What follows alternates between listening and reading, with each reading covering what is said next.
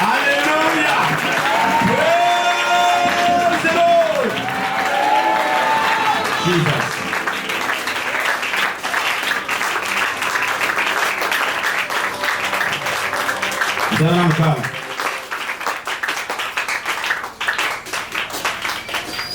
Cher Saint-Esprit, laisse-moi utiliser le langage des hommes pour te dire que ce soir, tu as des problèmes. Bible le lobby, dans l'école pénancée, non c'est ça yangai. De qui suis-je débiteur, je le paierai. Nazana nyongo ya nani. Ha, zame maboko to beteli eza nyongo yo koti. Il faut foutre bana ya bato na poko alelo. Acclamons le Seigneur. Alléluia. Zama futa yo yo sheka na mama. Zama futa yo. Zama futa yo. Zama mona yo. Zama visite yo. Zama futa kama yo. Zama futa ikama yo. Alléluia. Merci Jésus. Amen, amen. Amen, amen. Quand ça va pas mourir. Amen. Au nom de Jésus.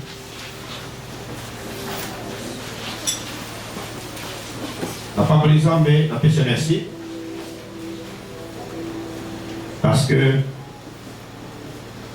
les parcours pesants des années malades, hôtel Maniboso à centre pour parler. Parler de quoi? Zambé Balukakaye, c'est vrai, nous sommes entrés dans la deuxième édition. J'ai béni les révérends Gaston, tous les staffs, tous les serviteurs de Dieu. Non, pas ça que nous sommes église, parce que vous avez un bisso et l'on voit la moline au sang. Amen, amen. Lorsque nous avons une invitation, je dis encore, ce sont des enfants de la parole. Ce sont des biblistes, pas bibliomanes, pas les là, Biblia. Je ne vous amène et le moment où Asika est. Alléluia. Na côté ya yolité ya sikate. Kaka oyo yebi wana oyo swati sawana le loli to kundolango. Et pour pambola yo. Na milieu impact ce soir. Amen, amen. Zamé Balukakaye, c'est vrai. Mais dans notre préoccupation ce soir, les amis, dans le Kinzambe, on reconnaît comment vas-tu reconnaître Dieu? Comment le reconnaître? Je crois que deuxième édition, époque édition réponse. Donc, dans le banc, on a Ésaïe 54. Ésaïe 54.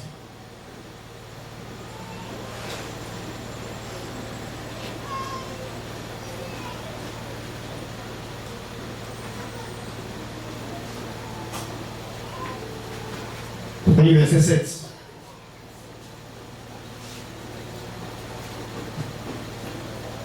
Alors, pour le Jésus, quelques instants, je t'avais abandonné.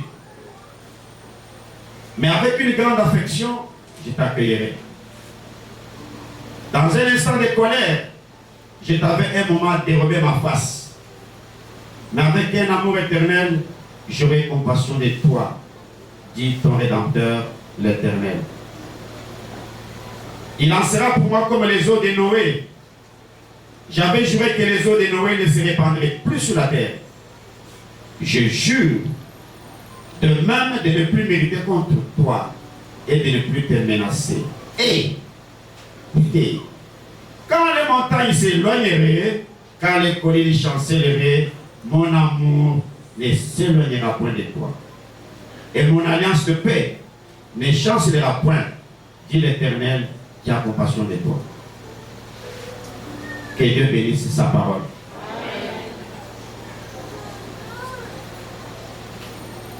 Quand Dieu parle, bien-aimé, Photokeba, n'allons pas chercher des gros mots. Parce que chaque mot est un esprit. Chaque mot est un impact. Chaque mot est un vie. Verset 7 et 8, quelques instants. Je t'avais abandonné. Donc, le verset 8. Dans un instant, les mots instant, ils ont les sources. Quelques instants au pluriel. Je t'avais abandonné. Il y a un temps dans la vie d'une personne.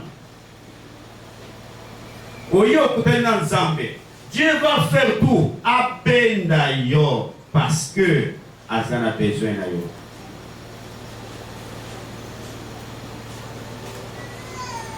Bible lui sortez du milieu d'eux, je vous accueillerai. Nakacha foule, au voyez vous embêter. Nakacha foule, au comment vous embêter. Nakacha foule, au voyez pas, au voyez vous embêter. Il faut appeler d'ailleurs Pépé. Il faut que tu sois un Joseph. Tu vis dans une famille. Entouré de tout l'amour familial. Tu estimes que ton père t'aime trop, même plus que tes autres frères. Mais Dieu en a posé. Il faut piment à l'ibota.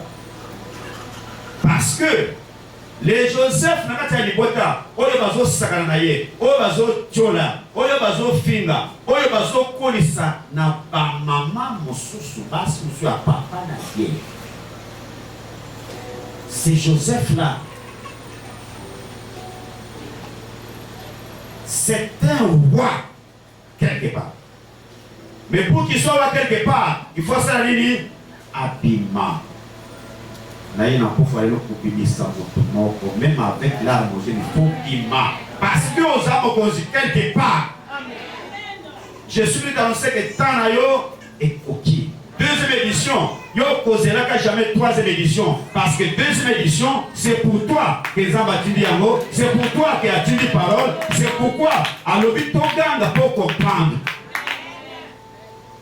Le quoi la face A. Bato nzabazana na kanda contre bango. Toliki bango tout le monde bango te. Tout le monde face B ba tout. Ça ça va pas me le. Offrande à liboso boye. Papa, interruption. Mai soke ningani. Nani akomiba moto à liboso. Na kena moto na service qui touche. Azana nyogo ya maboko tobiki wale ya ofele. Cet esprit, tara na motema maman wana, qu'est-ce qui se passe? Offrande ya baki yangote. Rabo shika baba. C'est pourquoi que tu m'as oint ce soir. Karabo shika. Afin que le ministère de compassion et zakati na ngai va agir maintenant. Abimana kate sika chamaki. Que l'offrande parle ce soir. Au nom puissant de Jésus. C'est la Bible. Et là seulement obéir à agir. Il y a un autre qui dit que na yawa na teyo makambo ya sikate kaka oyo yebi. Mais il faut impact. Il faut agir.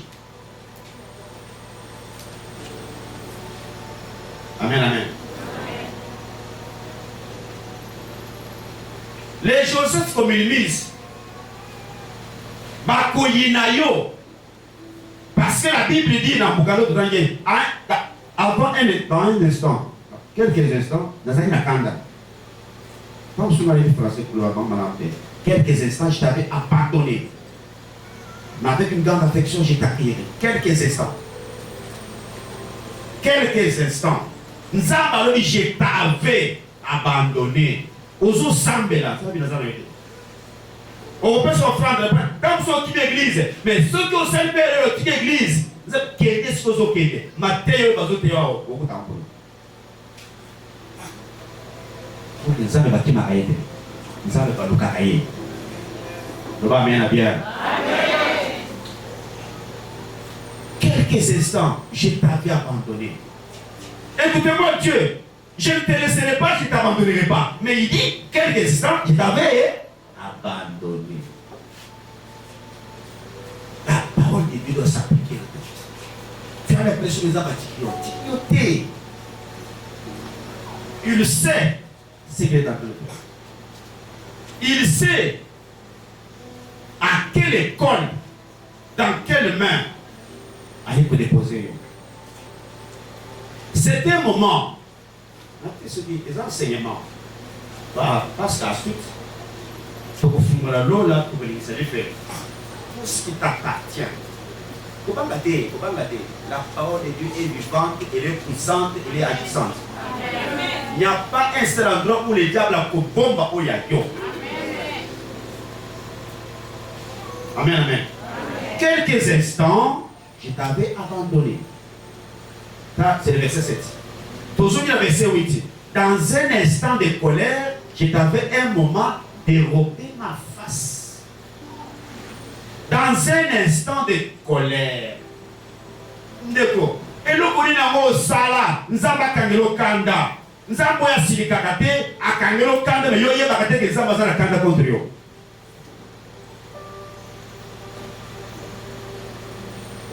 Alléluia.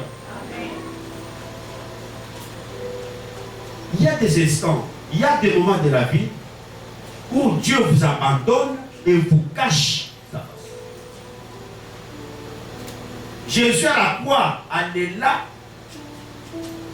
À côté de la dimension d'auto, à la vision, à jouer le côté. À côté de mon langue, à côté de la église, à ma sabakatan, pour que papa ne dit rien. Parce que c'était un temps de colère. Il y a un temps où Dieu vous abandonne. Pourquoi? Parce que nous sommes pécheurs. Parce que nous sommes pécheurs. Parce que tu as une volonté n'a été. Tu peux ne pas pécher, ne pas injurier, ne pas voler. Mais le problème de volonté en Zambé, aux autres makambo ya yo, aux alibans de volonté en Zambé. Au contraire, tu énerves Dieu. Zambé azamusapi. Dieu vous abandonne. Dieu nous abandonne et nous cache sa face parce que azamusapi. Et que puisque nous sommes. Dieu nous abandonne pas parce que nous sommes pécheurs. Simplement que nous sommes pécheurs. Non. À cause de vos sangs, tu n'as yé. Aïe, pour déposer sur ma bokoyo, il y a mon toakonyo pour la biso à colélisa biso, afin qu'il a formé biso. Le temps de la colère de Dieu, ces instants dont on parle, ils attendent. Il y a enseignement. Ils attendent. Il y a éducation. Ils attendent où l'homme doit passer à l'école de la foi, à l'école du Saint-Esprit. Il faut passer dans le désert. Il faut y aller par le colia. Il faut bounosa. Où il y a capacité baliaka. Il faut apprendre que chobo polia. Il faut quand même connaître. On lui a dit na confondre son papa va na yé, mais on dit que papa va na bon côté. Au défi. Kaka polia. Na tongo. Au changer cela pour que les gens la parce que zelo yo kosa nyongwa bato. C'est un temps, un instant difficile où Zambe azumo bimbanayo amenio nakata esobe dans le désert. Zamba keyi, tu dois te débrouiller pour te occuper dans Zambe la étape où ils sont là.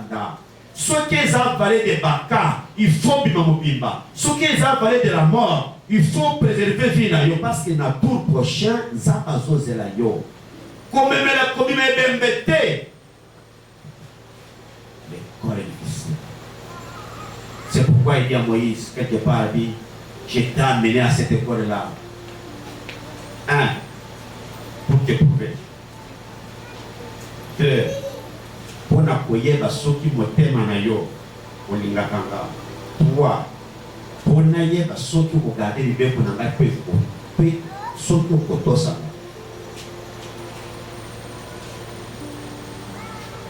Quatre, pour yeba que mutu abikaka kaka na lipa te, na kolia te, na salaire na yo te.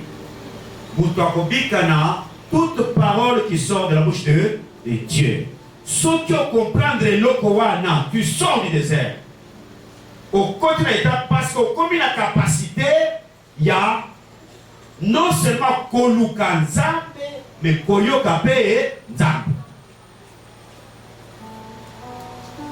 Nzambe Balukaraye. Quand on Baluka Nzambe, malheur à toi ce qu'on dit Nzambe, aux zones ça Koyoka Nzambe. Nzambe Balukaraye, Nzambe Pe Bayoka Ye. C'est la parole que nous recevons dans quatre moments difficiles par Nzambe. Il y a monté pour la Makabaniso. Okinga Malamte. Et ça dit parole de Yokaka et pas Nzambe tango tolukiye. Vous savez, au-delà de ce que Ozokanga Sikoyo, na cessé, na Zoloba, Saint-Esprit Azosala. Je peux être en train de parler comme ça, mais Dieu te parle et te dit autre chose. C'est ça ton miracle. C'est ça ta bénédiction. Je suis en train de parler des intercesseurs. Ils ne doivent pas être les Nakata qui disent Seigneur, parle. Seigneur, parle. Seigneur, parle. Ils doivent être connectés à l'esprit qui parle. L'église doit être exercée à entendre la voix du maître. Mes brebis entendent ma voix et ils me suivent. Pour ce là, tant où ils passent par ma pasteur, tant où ils passent pour l'église,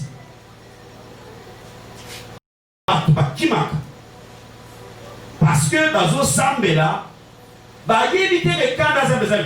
comment veux-tu qu'aux Sambela, aux protocoles, aux Boyendi, aux Sambela, aux Anzamba Sanita, aux colériques, aux Amutabitumba, aux Amutabikoko, tu viens ici, tu parles en langue.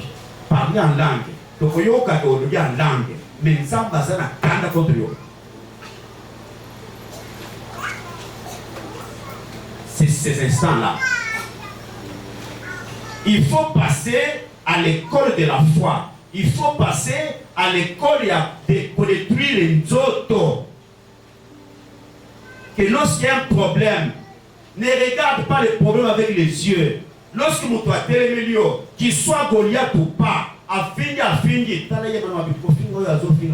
combien? Pourquoi Zofina y a offert 40 jours? 14 ans de Kamouté. Est-ce que ça confine? Tu vas comprendre que ça confine. Et ça des libéraux pour personne pour ton amour, azadé. Et ça des délivrances à la famille pour personne pour ton amour, azadé. Et ça des nani richesse à yoko pesa, mais pour ton amour, azadé. Il faut être quelqu'un samba bombe dans le désert, à l'école de la foi, où il doit prendre à Kobundi Sabanguna. Il faut être un David, pour que sur le terrain, comprendre que mon toit comme Matato, il va repasser nini. À ce réponse à ça. Ils sont quand les actes au film à hier. Parce que si nous arrivons à l'église, vous allez voir l'évangile en Zoto. Au pas moi. Nous n'avons pas besoin de côté. Amen, amen. Dieu te bénisse, sois béni. Amen, amen. Dieu t'a déposé quelque part. Après, il y a Abi, Pharaon, Kamata, discipline-moi ces gens-ci. Et tant qu'on va discipliner Israël, est-ce qu'Israël avait péché? Ezali tata na mawa Abraham à cause de l'offrande. N'est-ce pas passé? À cause de l'offrande. À tiki alali poyi bandeke baye ba lenza la demoni. Yonde osumu ki mepana na yo. On lui a frappé mon soukaki, a frappé génération na yo. Na ye koloba ce soir. Yo va ko frapper yo te. Génération et peut ko frapper en beauté. Au nom de Gaga, au nom de malédiction Nicolas, Jésus a versé le sang pour toi. Malédiction Kosim Bayo Tamukete. Au nom de l'école de la foi. Tu viens à l'église. Tu ne sais pas le temps que Dieu lui-même a défini. Parce que Dieu n'a désert à zone senga au comme toi konima. C'est-à-dire, mission il bande ekufi. Mato il bande il ekufi. Sentiment ça il ekufi. Quand ça ne va pas, tu confesses que ça va.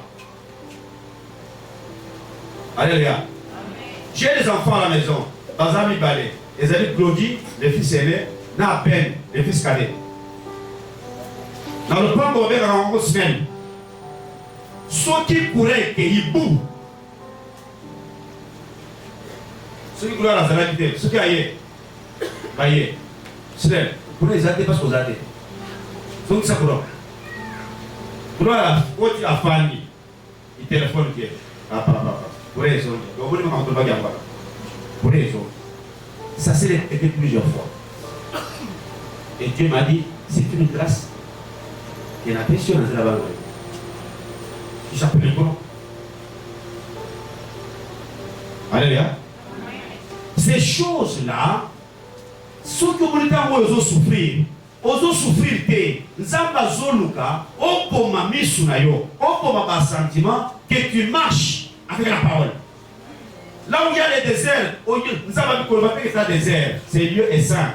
Moïse, pour le que ça est sauvé, l'homme a sandal parce que, aux hommes a zélo, aux hommes a okaouki. Mais, évidemment, c'est lieu et saint, parce que nous avons besoin de le saint, Nazareth. Quand Christ est en toi, ce n'est plus toi, ce n'est plus moi qui vis. Ce n'est plus nous qui vivons, c'est Christ qui vit en nous. Tout ce qui est la liaison est là, au travers de la Lobanaye, là où il n'y a rien, avec la Lobanaye, c'est là. Dès ces instants, aux hommes,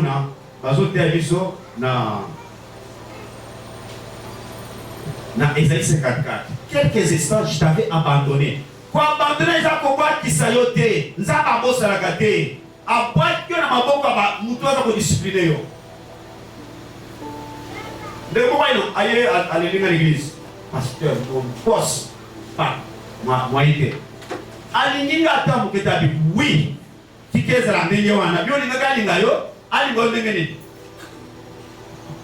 le frère me regarde, il passe pour venir comme ça. Oui. Tu dois apprendre à être obéissant. Et l'obéissance, c'est là que l'unité. Même si tu as signé Lio, à gagner Lio, à lui faire assez, Fanda n'a pas humilité. 3 jours, on avait lié. Alors, on dit, pour relater, chef Nayo. Aza pour enseigner yo oye bandi mosala parce que calamité yo do za chef. Bazo préparer yo aux soins relève. Bazo préparer yo au contratant ya grâce. Avec ma travail que zande na yo aza vivant. Aza konyo kola yo. En réalité, Azali doit prendre une discipline parce qu'un boss, un patron, doit prendre la discipline. C'est comme ça ma femme là. Amen, amen. Quand ces instants de quoi? D'abandon, instant de colère, où je dis que je t'avais un moment de lever ma face, il vous amène dans le désert pour que tu apprennes à prier. Tu apprennes à combattre les esprits invisibles. Que tu apprennes à vaincre. Que tu apprennes à parler leur langage. Quand vous langage en moulimo, quand tu vas apprendre que au langage à picoler la terre, qu'on se plaindre terre, au comment qu'on à tout moment sanctifié pour que ceux qui ont le bien le salami. Nous avons jusqu'au salut au biblicien dans les desserts. Mon frère, ma soeur, tu es à l'école de la foi. Dieu t'a mis dans un désert pour t'éprouver. Zamba ligete, le temps y a posé esclave.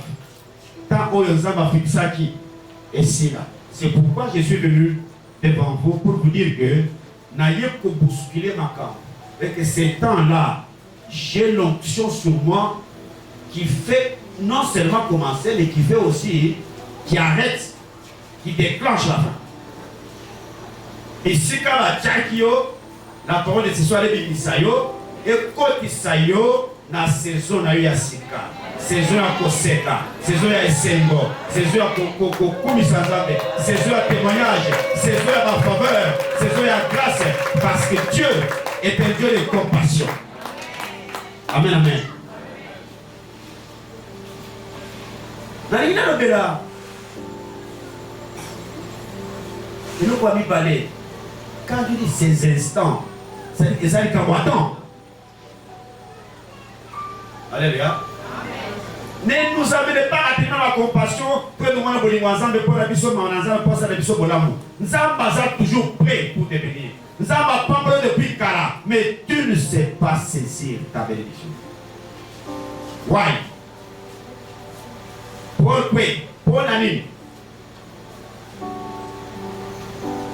Il faut connaître le temps fixé par Dieu avant votre délivrance. Il faut connaître le temps fixé par Dieu avant votre délivrance. Délivrance c'est quoi? Oui, mais quand? Pas avant. La mission aux Zambé à ce qui a déposé la situation là. Pourquoi Dieu t'a mis dans cette situation là? Il faut connaître le temps fixé par Dieu avant votre délivrance. Dieu, il a enfermé tout le monde dans le péché. Dieu, tout le monde, tout être humain, Dieu l'a enfermé dans le péché. Tout homme est pécheur. Alléluia. Dieu aussi a fixé un temps pour toutes choses. Il y a un temps pour la Koseka, il y a un temps pour la Olela. Il y a un temps pour Ozo Bondela, Ozo Kazambete, ni vision, ni mongongo. C'est ça ces instants. Instant, il y a Kanda ya Zambe. La salle m'a bêté. Et puis sur la salle m'a bêté. Naïté la salle m'a bêté. Yo Kangelinga Kanda. Et puis au Kamate Longo Longoli Angona Monata Yote. C'est pas moi qui parle, c'est Dieu qui parle. Par le prophète.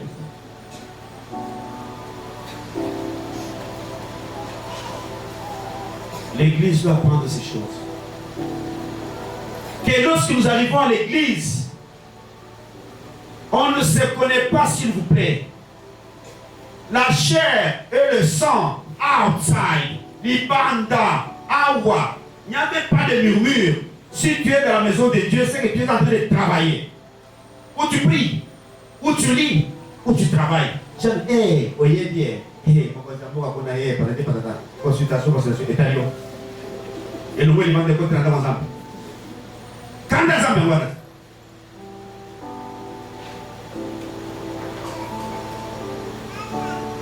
non. Il y a un temps que tu as utilisé. Je prends l'exemple. Je prends quelques exemples. Non, pas exemple. 5 exemples, très rapidement. Je prends l'exemple d'Israël. Zambé dit, Ayemisa Abraham, il parle na yo. Bako kenda captivité, bako lela. Bako souffrir kuna. Mais après, combien? 400 ans. Ce qui fait que, avant 400 ans, quelle que soit circonstance, Dieu ne se répand pas. Il faut poser là. 400. Des ambassadeurs. Habite na tchaki binokuna. Pour na tamoboy. Tawa les attendre. Pour prendre le biloko yo. La discipline, l'obéissance et autres. Nous arrivons à l'église pour apprendre des choses, pour avoir un langage. Langage à l'église, ceux qui te remettent dans mon libanda, on appelle le yanké. Quand je suis devant le Seigneur, pour nasser ou à genoux, nazo yemba, nazo adorer les ampes, ceux qui nazo va profiter. Mbalo je me suis imaginé la réponse là hier. Allez, on a gâté à repérer ça. Et puis, n'a pas ici sous ce point là hier. Après tout, ça vous a levé. Ça vous a levé. Alléluia. Vous savez, vous avez gâté. Na comme la langage d'ailleurs parce que jour où on a son bon exemple c'était à la ligne la prière, après ce que moi, Moïse Yango, c'est tant aux zones et la boye. Il y a Yobe Yanga. Mais bien bon, et là il y a une zone là. Oh, ça va être, c'est quoi yo? Là c'est là, ça va pas colo. C'est quand même mon ligo, ça va pas colo. Vous voyez bien tout les là. Je les risque, n'a commis soba, n'a commis le pas ma Seigneur. Souvenez pas Moïse. Achète comme ça après depuis Canada. Achète comme aux scènes aux zones là. Ils ont pour la moussala nanga. Allez Moïse, toi par rapport à toi. Tiens bon, benga c'était yo, y'a quoi de. Et vous êtes en Turquie après une semaine, 6e jour. C'était turbo. Hey, acclamons le Seigneur.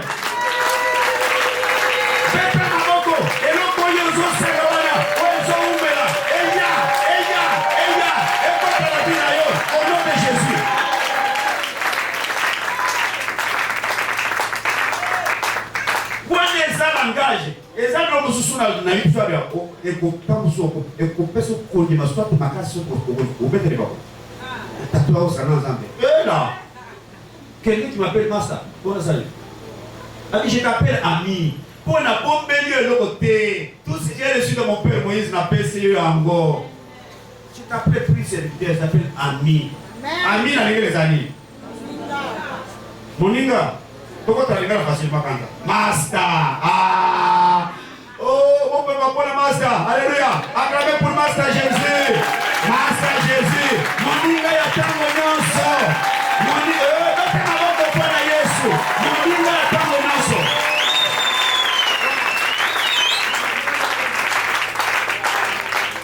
Moninga ya tango nyonso. Maintenant, tu as préoccupé ce soir par quand tu as kangeli on a cause à masumu. Amlia bien kotika yote. Mais comme tu n'as kangeli kanga. Tu trouves ça normal? Ah, biloko mosu na Biblia okuta na moko, on ah, soit biloko na yo oyo ba. Oyo te. O kangeli kanga pona. Pona. On se retrouve après en demande. Kaka kwa nzambe, kangeli kanga pona. David disait, sonde-moi. Tala na kati na ngai. Soki nazo komisa yo na sina pengwa. Yebi sana pona zonga. Nanzana yo. Faut pas ça. C'est ça. Ne devrait pas savoir que baba notre père qui est au ciel baba. Nous avons des canaux à nous aider pour nous. Les cambos ils sont là, les cambos quand ils sont ni elongwa au nom de Jésus. Après 400 ans, Zambati dit Moïse dans Égypte. Nous sommes en train de parler de temps. À cause de la désobéissance, 400 ans, et comment tu as 430? Alléluia. Israël devant Goliath, Zambalo dit bakofinga bino, bakotuka bino, bakofinga famille na yo, bakofinga église na yo belé, bakofinga pasteur na yo Gaston, bakofinga tinzambe na bino. Ah! Personne qui s'élève avec ta toyo, nandimina kufa, mais il y a yo mutu pona kata.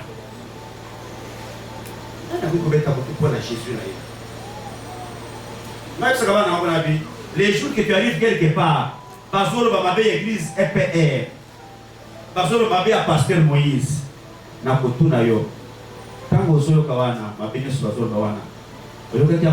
Pendant combien de temps? Vous avez posé la assemblée, nous avons pas signé ça.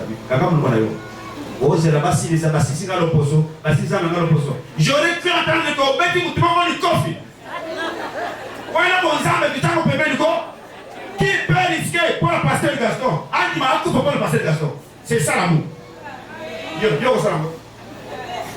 Kamunuko, et t'as la Kamunuko. Acclamons le Seigneur. Alléluia. Alléluia.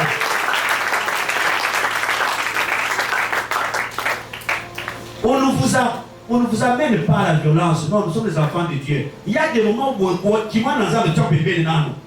On défend Christ, on défend l'image de Christ. C'est quand il y a des choses.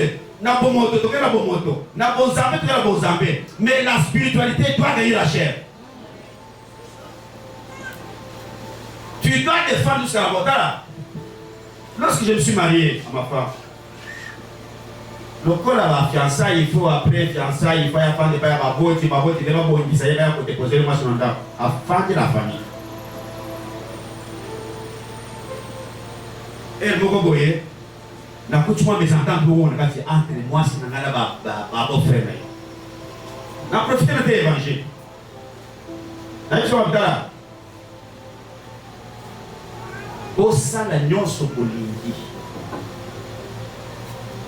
vous pouvez injurier, vous pouvez avoir des mots déplacés envers ma femme, mais celui qui osera tomber le mot à signer ou bien téléboyer. Ah, je suis là, je suis là, parce qu'il est dans la chose un. Et bon, on a quitté. Et bon, on a quitté la Kobo Mamutu.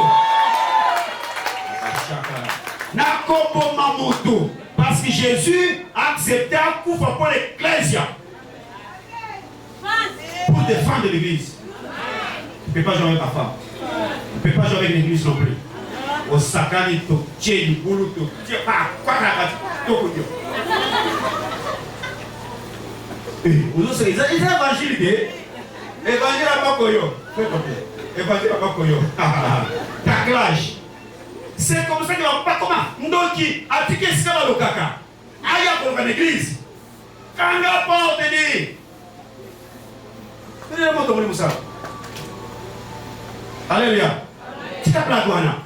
L'église doit être une église sainte, irréprochable, sans tache. L'église doit être une église Bozu bitumba, bozu bene la nzambe, oya sana kanda contre bino. Akoya. Oh, akoya. Voilà. La foi. Batoyo ba mima na désert. C'est un langage la biso. Alléluia. Tobima na désert na kolela na kolia na passe pour la passe pour bali moi c'est pour ta passe pas tout passer. Tu as compris que le monde ne m'aime pas. Maintenant on a vu koto ina ona kama ko simba ana kangami mobimba nanga. Na comme ko tabla avec Jésus pour yo ya ça na Jésus. Voilà, je monte dans l'église à Bélé. Nous étions en retraite parce que vous vous rappelez des Francs. Les frères Francs qui habitaient sur là. Les magiciens. C'est Pharaon. Et à Saliba machine à Kaba famille presque mobile. Maman, papa, Kenda, c'est papa. La zone qui va à perception maman. Avant de préciser. À bisou petit maman a vu na yoté, pesa sur 50 personnes à Liban. Kiokana. Aïe pas une église pour battre parce que le jeudi, c'est-à-dire dans 2 jours. Non. Dans 24 heures, dans 12 heures, il faut accoucher. Aïe, Sikoyo, pas pour garder la bilo, aïe, pour Nzababa Télénano.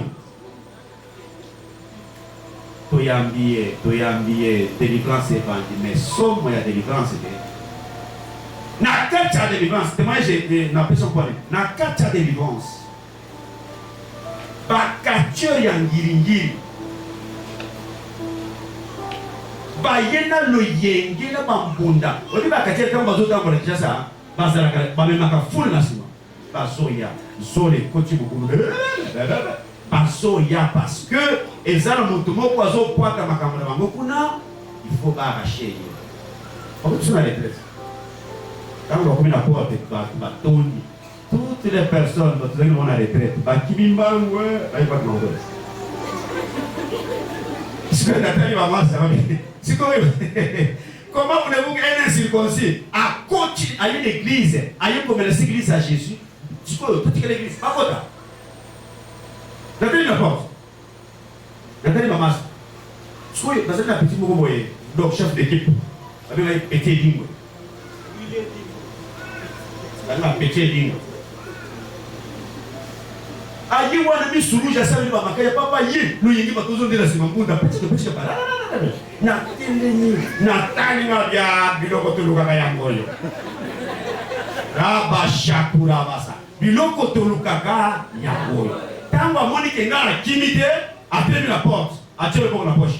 A béni makaya, a béni, a tiré le bon la poche, a béni koningisa. A béni koningisa. Ba bino. Oyo biloko avant le mikoyo. Onyo sali. Ozo onyo bangisa nani. Ngabi tala poche na les aussi. Tala les aussi. Eh, ezimoto. Loboko pe kama na poche moyen bima ezate poche ezosika milingi ezobima tango bamoni milingi ezobima batakati mbango na songi oh akabela seigneur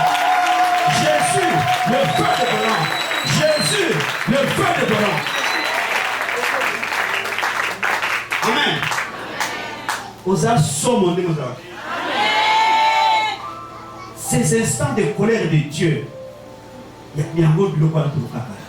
Exact que Tosumkaki a tenu souvent pour que toi prendre l'engagement. Imaginez-vous que Alina Kiss, Bible dit l'enchantement, la divination, la magie n'a pas de pouvoir sur Jacob. Jacob c'est Israël. Israël c'est le premier-né. Le premier-né à Banane, il n'y a pas de païen.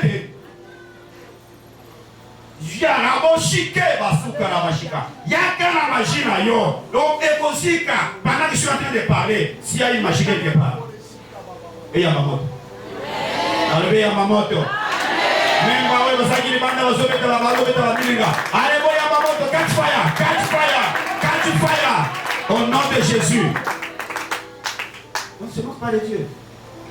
Nathan, je vous ai abandonné. Et ça pour que tout vous fassiez, c'est pour apprendre le langage du Saint-Esprit.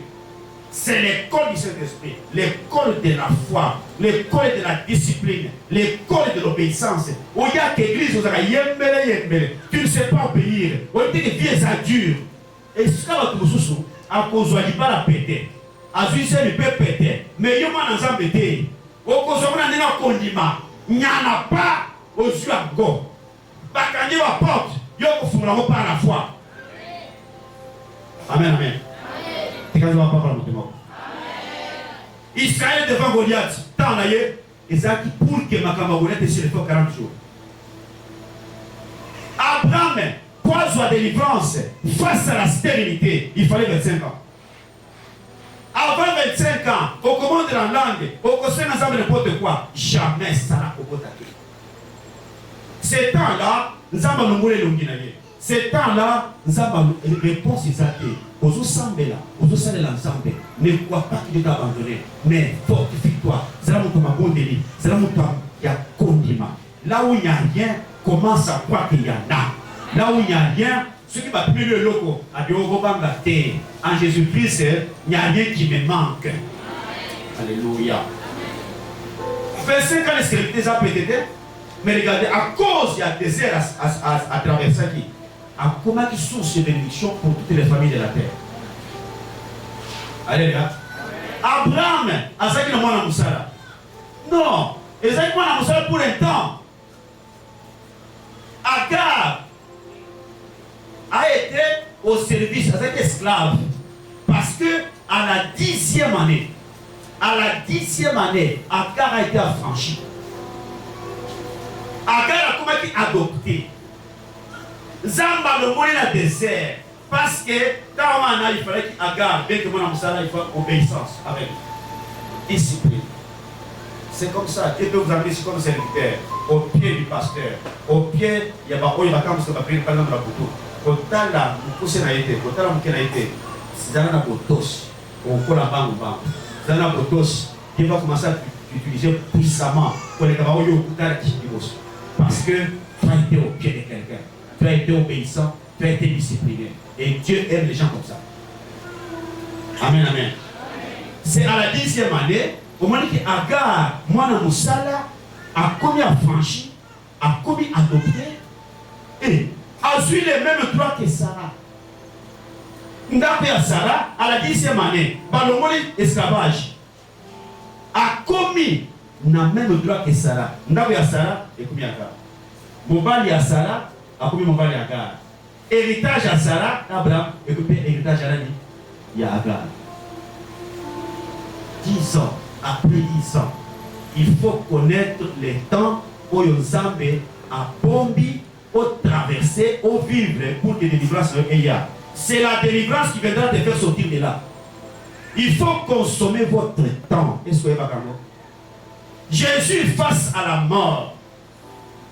Il n'a pas dit parce que Jésus, en tant que chair, en tant que sang, il fallait passer par ça. Dieu a enfermé tout le monde dans le temps. Face à la mort, pose la délivrance, il fallait 3 jours. Pas avant 3 jours. Pas après 3 jours. Le 3e jour, mission accomplie. Nous allons maintenant, il peut sortir. Alléluia. Et toi, mon frère, ma soeur, es-tu arrivé au temps fixé par Dieu pour ta situation? Situation aux Anango, il y a l'Ibana, il y a Moussala, il y a maternité, il y a élévation. Vous avez un problème avec Dieu. Nous avons beau salioté. Est-ce que tant où il y a personne pour bima? Et pour qui? Et pour qui? Que forcer pour bima? Où qui l'église? Sinon, même tu n'avais pas la mission pour économiser souffrance.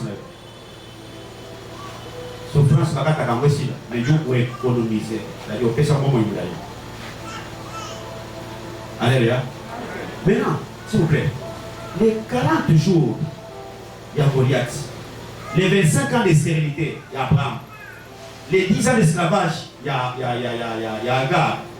Les 3 jours dans le séjour des morts, pour que Jésus soit délivré de l'esprit des morts. Ces temps-là, ce qui est si, tant où tu as eu délivrance, Zambé a cotissé à une grande école, une haute école, école de la spiritualité, l'école de la compassion. Écoutez, et on va commencer la prière. Et regarde, verset 8. Dans un instant de colère, je t'avais un moment dérober ma face, mais avec un amour éternel, j'aurai compassion de toi, dit ton Rédempteur, l'Éternel. J'aurai quoi? Compassion de toi. Il en sera pour moi comme les eaux de Noé. J'avais juré que les eaux de Noé ne se répandraient plus sur la terre. Je jure de même de ne plus militer contre toi et de ne plus te menacer. Alléluia. Je jure. Pas devant le président de la République. Nzambe, même pas devant le conseil, là. Nzambe, je jure. Pour Nayo, Nzambe, je jure. Abi, de ne plus mériter contre toi et de ne plus te menacer. Nzamba komenasa kayo ne susu jamais au nom de Nzamba kosilike la kayo ne susu jamais au nom de. À quelles conditions? À quel moment tu enlèves la colère? Lorsque vous sortez de l'école, il y a l'église aux autres. On soit l'église pour tout le monde. Vous voyez l'église pour que tout le monde ait un langage de et na poufière, et ma temps et l'équipe. Non. Les temps du monde, c'est comme un go. Entre dans une nouvelle saison, il y a complètement. Afin que des choses invisibles et comme invisibles pour nous. Amen. La Bible dit, j'aurai compassion de toi. Yoka eloko zambabi, tango kanda na meko sila. Tango na kolongola. Kanda o esere kena bomba elongi na ngai omona yango te. Tango wana j'aurai compassion de toi. La compassion c'est quoi? La compassion c'est une grande compréhension. Il y a souffrance. La compassion c'est une grande compréhension de la souffrance d'autrui liée au désir de l'apaiser. Nous avons la compassion. À la compréhension, makasi, il y a souffrance, il y a moninga. Celui qui a la compassion, il souffre avec celui qui souffre. Est-ce que c'est ton cas? Est-ce que tu es passé dans la vallée Abaka au milieu vivant? Est-ce que tu as traversé la vallée de l'homme de la mort au coup fidèle de l'homme vivant?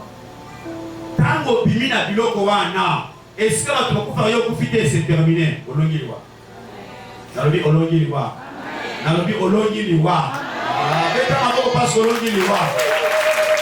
Babundisa yo bando ya famille ya venu ya quartier. Babundisa tango mulayi. Esindi kaka te.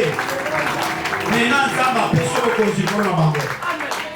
Reçois ce pouvoir là au nom de Jésus. Maintenant ça va j'aurai compassion de toi. Compassion, c'est-à-dire dans tes ailes, nous avons travaillé mon thème na yo, alors mon thème ya kanda, ya koina, ya bosoto, après mon thème ya si. Un cœur compatissant.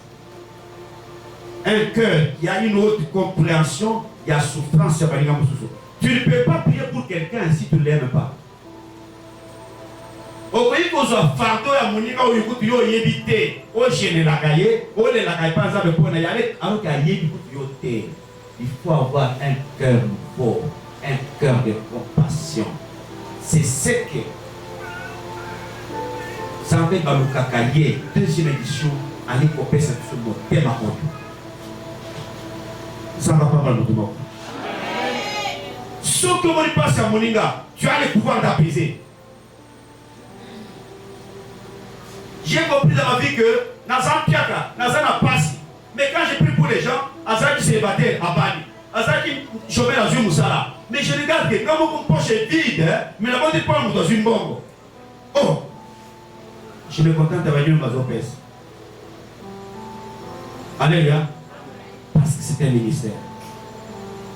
Vous comprenez que c'est ce que Jésus recherche pour la mission. Gloire au Seigneur. Avoir la compassion, c'est partager les émotions, partager la douleur, l'angoisse des autres. Tu partages souffrance la bango. Bien aimé, est-ce que vous avez une différence vis-à-vis de Passa Baninga? Vous avez pour le caillot. La deuxième édition. Pour quel moment? Pour ce acte 13, 22. Acte 13, 22.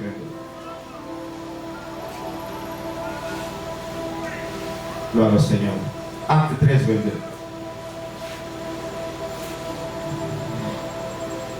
Acte 13, verset 22.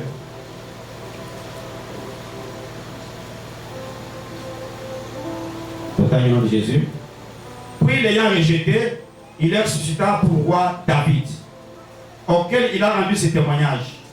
J'ai trouvé David, fils d'Isaïe, homme selon mon cœur, qui accomplira toutes mes volontés. Amen. Hein? Pourquoi Jésus dit-il j'ai trouvé? Église, j'ai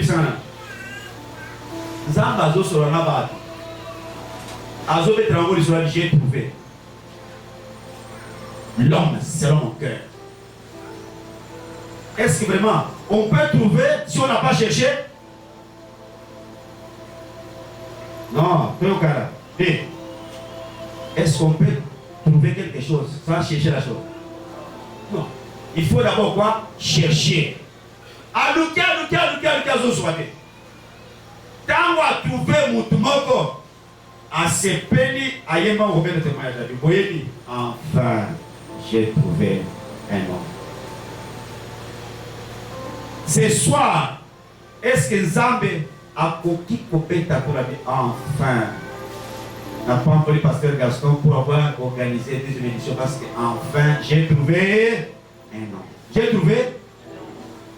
trouvé qui? Cet homme-là, c'est le voisin? Cet homme-là, c'est qui? Si c'est toi, acclame pour le Seigneur. Dieu t'a trouvé.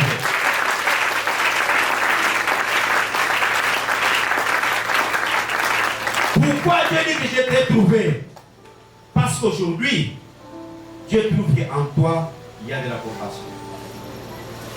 L'église de Béré, ceux qui sont l'église Moussoussou, les gens de la famille Moussoussou, parce qu'ils ont un esprit.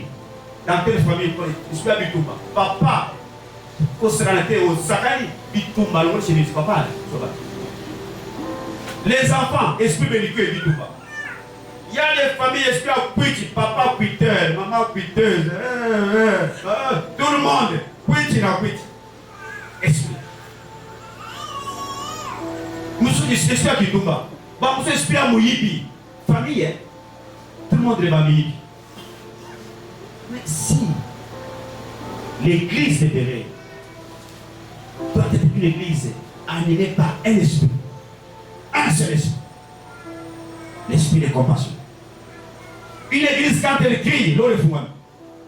Une église quand les petits enfants osent l'évangélisation. Il y a des petits enfants qui sont partis à Maïa pour l'évangélisation. Dans combien de places? Environ 6. Par contre, tu vas trouver enfants les bandes. Tu vas sur l'évangile, tu vas voir les gars. Maliki. Parce que si tu peux écouter le moment, on se passe 2. Il va les battre. Habite pour le mal, il nous les gars. Pourquoi on lit parole? Au lieu que c'est la tête, tout le monde répond à la porte à l'ailleurs. À ce moment-là, sœur, elle s'appelle Grâce. Avec frère, vous avez un Yominji. Vous avez dit, vous êtes à l'hôpital, dans votre hôpital, mais tu n'es pas malade. Tu sais pourquoi tu es ici? Les malédictions. Le coronavirus, ezali parce que yo oyibaki téléphone ya patron na yo.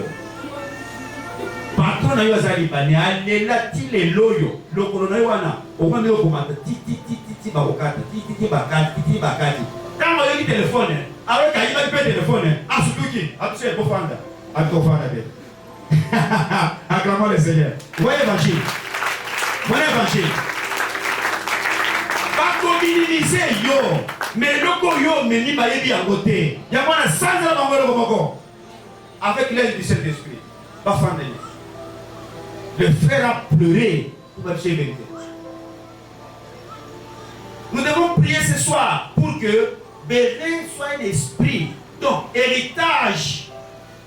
Oui, quand tu fais l'église, il y a un cœur de compassion, un cœur compatissant. C'est aux âmes aux hommes mayango. Il y a des gens qui sont l'église qui connaissent la parole de Dieu, mais qui ne connaissent pas Dieu.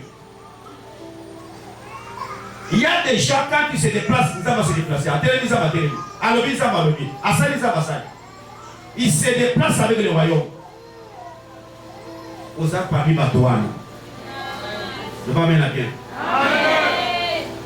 Un esprit de compassion, un cœur plein de compassion. C'est une autre école spirituelle, c'est une dimension spirituelle. Il y a pour pratiquer l'amour, la discipline et l'obéissance. Si vous avez dit ça, na kata compassion, nous avons bien le corps a canalé au Canada, ce Canada n'a pas le encore. Nous avons ma compassion, la compassion. Mais ça là, donne ça na bolingo au nom de Jésus. Ça là na discipline, ça là na botos. Parce que c'est lui qui a un cœur de compassion est devenu ami de Dieu. C'est pourquoi on a ceux qui ont commis la compassion, ceux qui ont commis colère, ceux qui ont commis tout ça. Je vous donne un exemple. Avant la petite témoignage, je ne vais pas qu'on fasse la prière.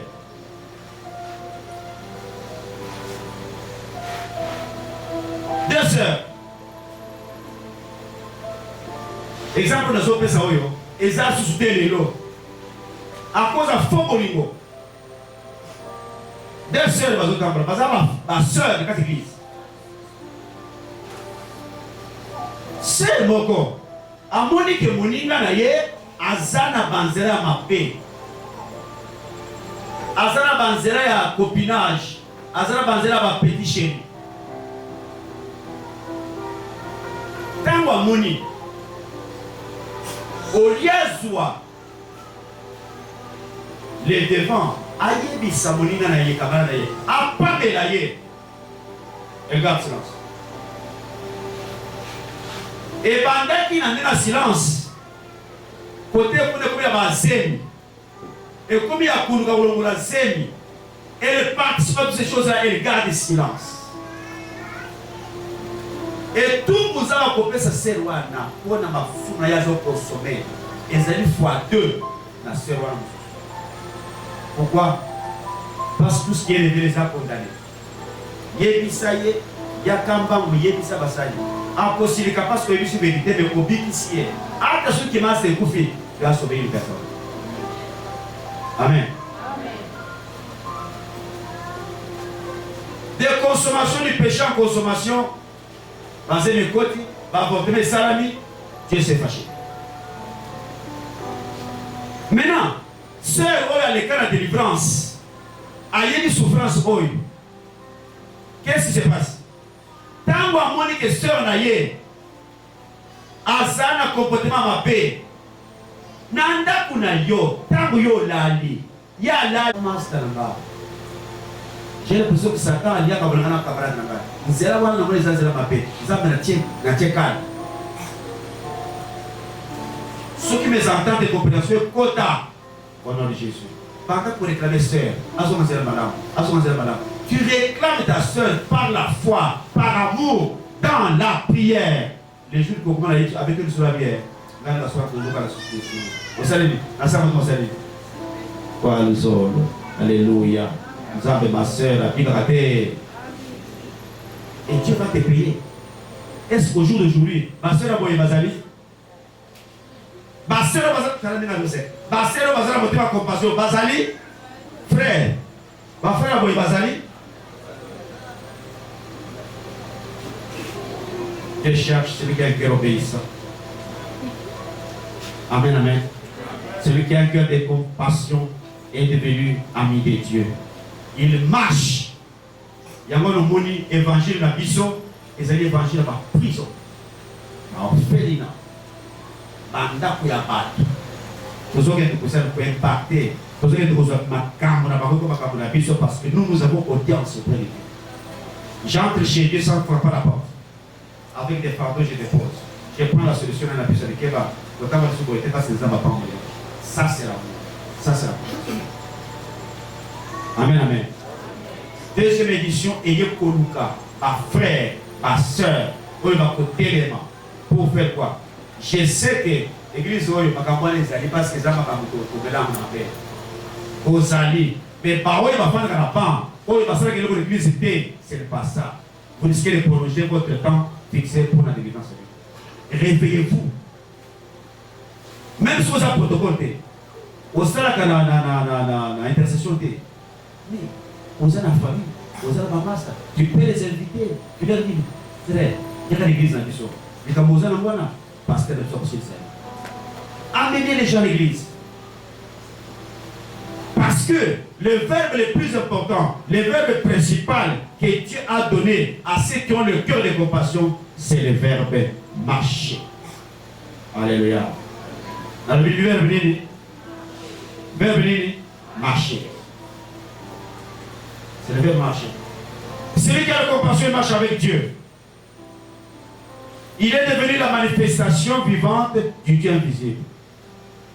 À combien communément, à combien dispensateur, il y a ma grâce, il y a gloire, il y a Nzambé. Terminons avec Ésaïe 55, verset 4 5. Ésaïe. Kotala.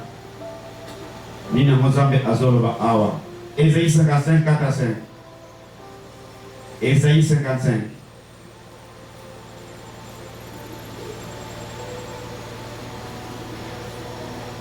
Et le béni, Ésaïe 55,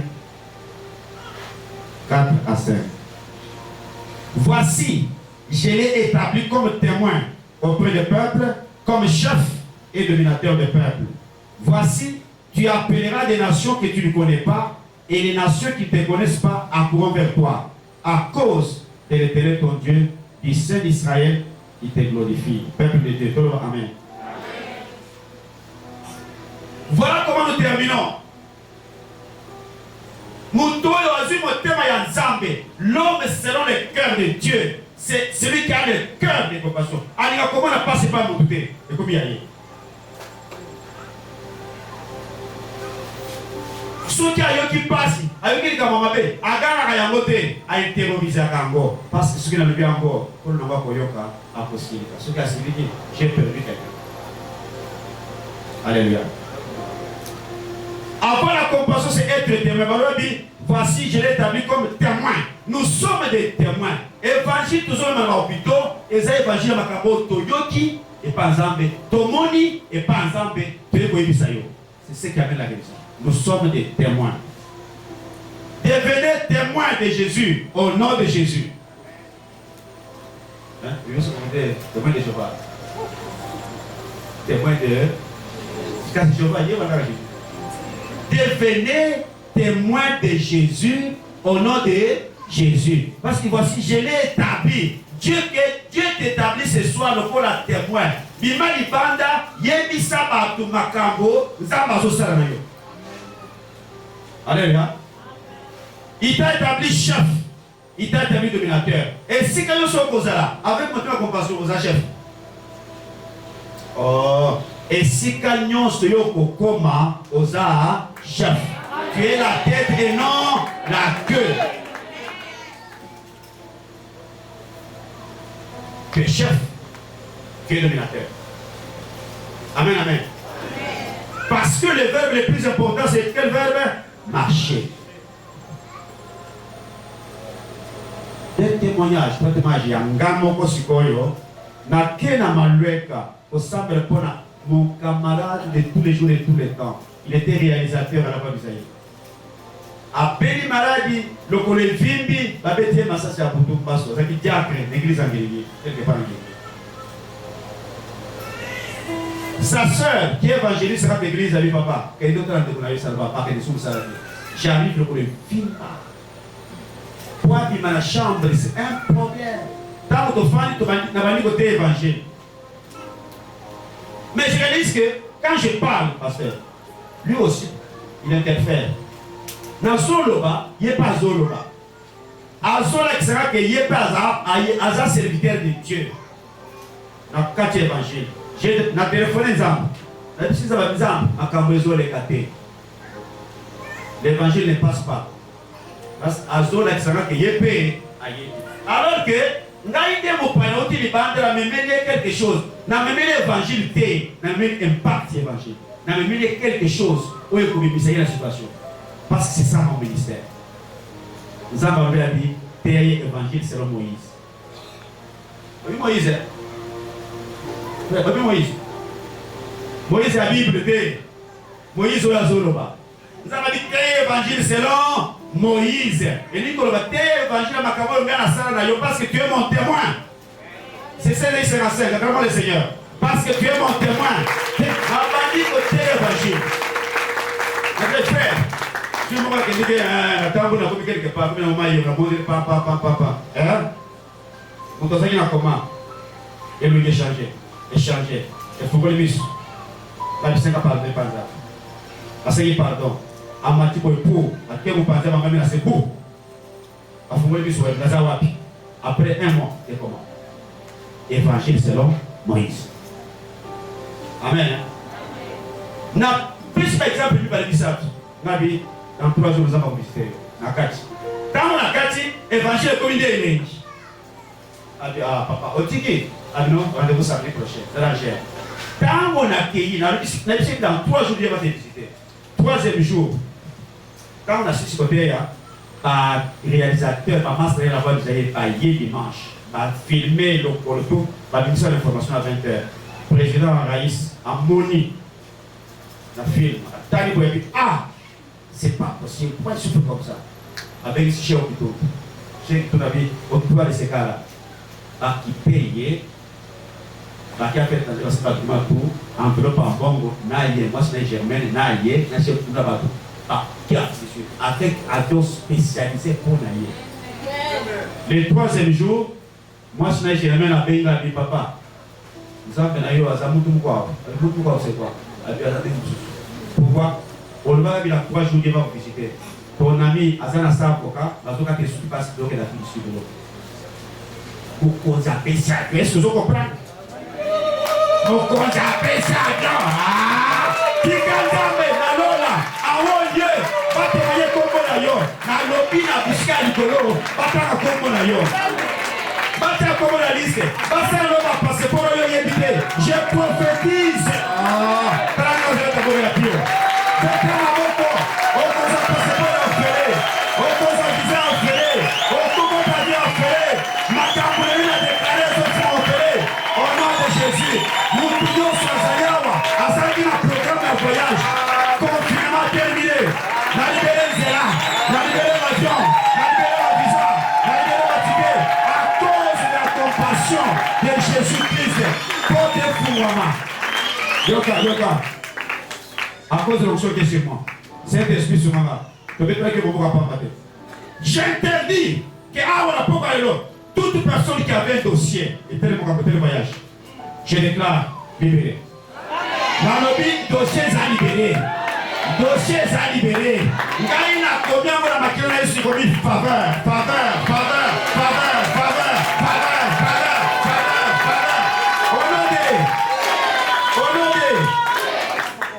Quand quelqu'un est témoin, je vous donne le cas de mon mariage. Parce que je suis en train de parler vers le marché. Lorsque l'État devait me marier, j'ai demandé de l'argent au Seigneur. Le Saint-Esprit me dit, Moïse, Olivier, Mbongo, mais aux professeurs, il y a foi, ça est le condiment. Et le Saint-Esprit me dit comme ça, n'a qu'un pas pas Jésus. Saint-Esprit m'a dit, c'est le condiment. C'est Sunganga, Nasala Nini. le Seigneur Jésus me dit, marche, marche, marche. 3 fois. J'ai compris cette évangélisation. Je dois activer le ministère de compassion qui est à moi. Alléluia. 2 mois, comment il a soukaté, na zumbo ya kos, na ke na kote na mutu rade musoba le pan na masina. Na mutu ka janta na ko me dit, nani asenge mbo pour libala. OK wapi? Famille na yo qui sort. Nasema kwa mkono libala, sio que nous sommes pas tellement vous allez bébé. Acclamez le Seigneur. Alléluia. Bien-aimé, quand tu sors du désert, Dieu va te donner un verbe important, marche. L'esprit de compassion est animé par le verbe marcher. Moi aussi, bien-aimé. Alléluia. Sans argent. Naïf Madarabi, le 29 décembre, on se marie. Voilà ce qu'on écrit 45, 40 jours. Ah oui. Pourquoi tu as une février? Là, on a février, là, tu as une février. Je ne sais pas, on peut s'en bon. Tu as un bon côté, tu as un bon côté. Qui te dit que la février, tu as un bon. La Bible déclare, venez acheter sans argent. J'ai marché. Bien, t'es là, ni voyage, ni occupé un côté. Lève-toi, marche pour l'évangile. Sois témoin de Jésus. Sois témoin pour le royaume. Au possible, à Bongo, au commence à la Gézaïe à Libala, au Gézaïe au Somme le Pango. Nous avons beaucoup de choses à faire. Alléluia. J'ai appris à discuter avec Dieu à cause de la souffrance. Je pars dans une église, je prêche. J'ai passé l'hiver à Kasabo. Et quand je prêche là, ici, ton frère te sera. Nous avons besoin de moi, je n'ai pas de PC et Koboto. Naïf, c'est un exemple. J'ai discuté. Regarde la PC et Koboto. Là, nous avons besoin de sois obéissant. Dans quelle on poche. Sois obéissant. Oh, les langages, il y a des ailes. Et ça, langages, on doit faire condiment. À toi, il va se mettre ma compétition. Le coup, la gamme, il a sois obéissant. Là, tu as la poche. J'ai gardé ça. Allez, maman, pour ça, on va faire le bas. On a fait ça, on a fait ce mois. On a dit, on va se faire un bal. On a fait un bal. Toi. À Suisse, après 8 mois, 8 ans, à quel collègue la montée, et qu'on peut tirer du bail, à côté du coup. Quand on peut trouver, on va passer. Alléluia.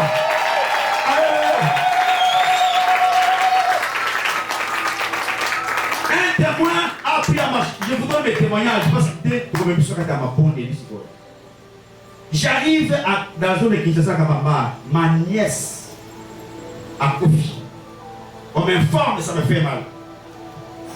Na komi na matanga, voilà qu'aider. Na tous les ans, dans la moussaïe, pas de réponse. J'arrive au deuil. La famille, ma troisième est là. C'est plus jeune fille. Quand elle est dans l'âge, elle est là. Na tous les ans, j'ai le pouvoir.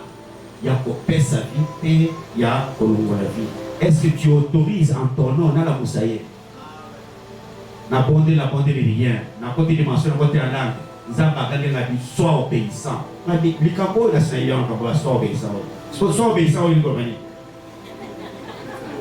C'est-à-dire, c'est là-bas, le coup de yo, il est pour la moussaïe. Et que ngate pour le bien, sois obéissant, c'est là où il va en avoir. Nazeli. Il est là, prêtez la paix. Là, la matin, la zone à Kanda. Alléluia. Nzamba so ko lisanga. Le 10 juillet, avant la quête de Nairobi, 2017, il y a une maman. La belle maman n'a pas de poisson. Nazoteya.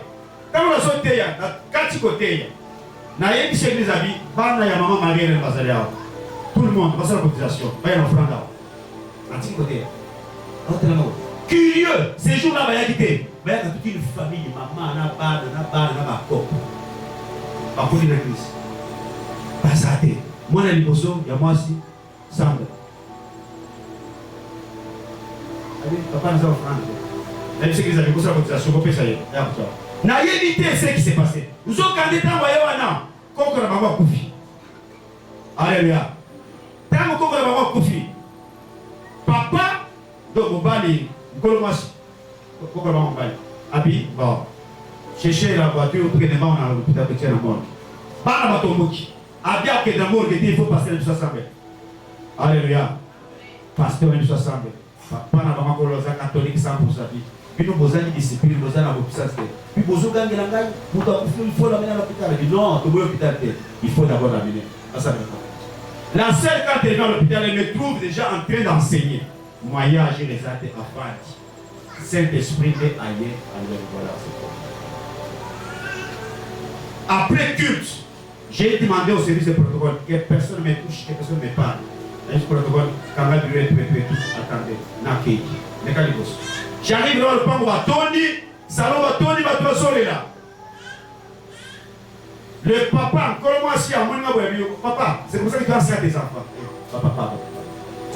Salon, on a continué à salon, Nathalie, boye la zone, Nathalie, quoi, nanga. Quand j'ai été à l'école, il y a Zamba, Bombelanga, Zamba, Sanga, Zamba, Kanelanga, Yakilanga. Ok, silence tout le monde. Tout ça bien.